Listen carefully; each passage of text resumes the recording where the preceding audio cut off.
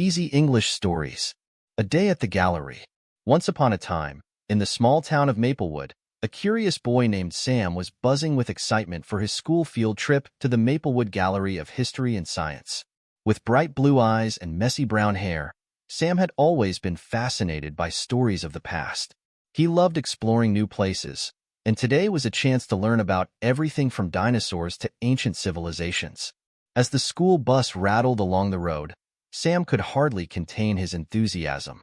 "I can't wait to see the dinosaur skeletons," he exclaimed to his friend Lily, who sat beside him. She smiled, her dark curls bouncing as she nodded. "And the space exhibit. Did you hear they have a real moon rock?" When they finally arrived, the gallery loomed before them, an impressive building of brick and glass. Tall columns framed the entrance, and colorful banners flapped in the breeze, inviting everyone inside. Miss Carter, their teacher, gathered the students at the entrance. "Remember to stick together and take notes on what you find most interesting," she instructed. Once inside, the smell of polished wood and fresh paint filled the air.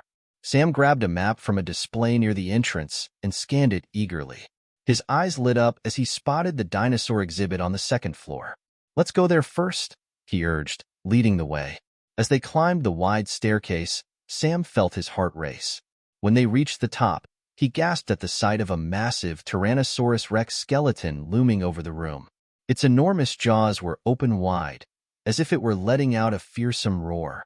Sam quickly pulled out his notebook and began to sketch the bones, his pencil racing across the page.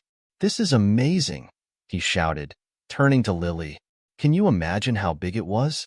After spending a while at the dinosaur exhibit, Sam and his classmates moved on to the ancient artifacts room. The lights were dim, creating an air of mystery.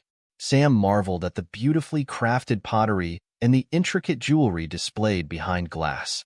Then he noticed something that caught his eye, a stunning hourglass, ornate and shimmering, sitting alone on a pedestal. Curiosity piqued, Sam approached the hourglass. It was filled with golden sand that sparkled in the low light. He reached out to touch it, and as his fingers brushed against the glass, the hourglass began to glow brightly. Sam stumbled back, shielding his eyes.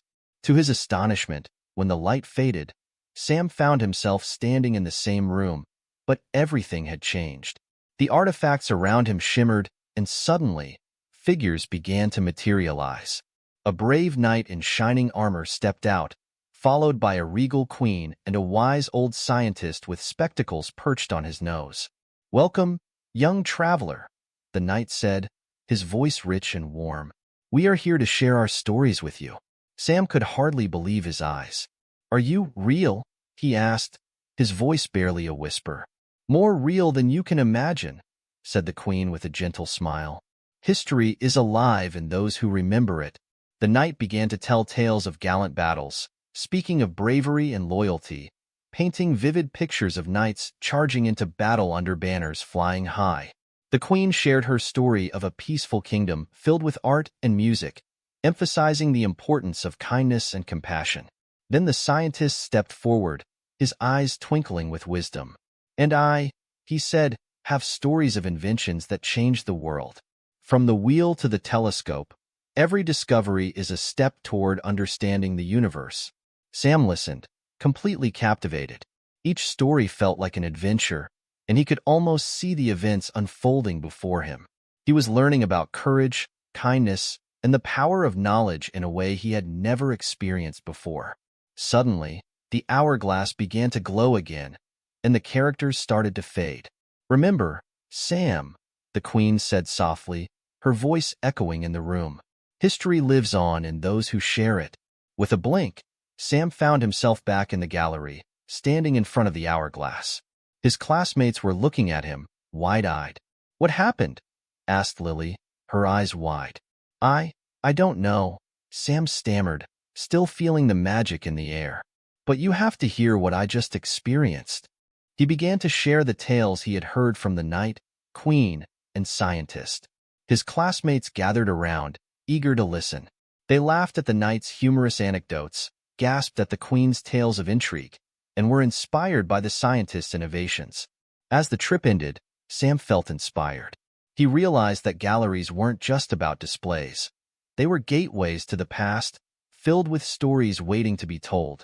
As he boarded the bus, he promised himself to return and learn more, excited about all the adventures that still awaited him.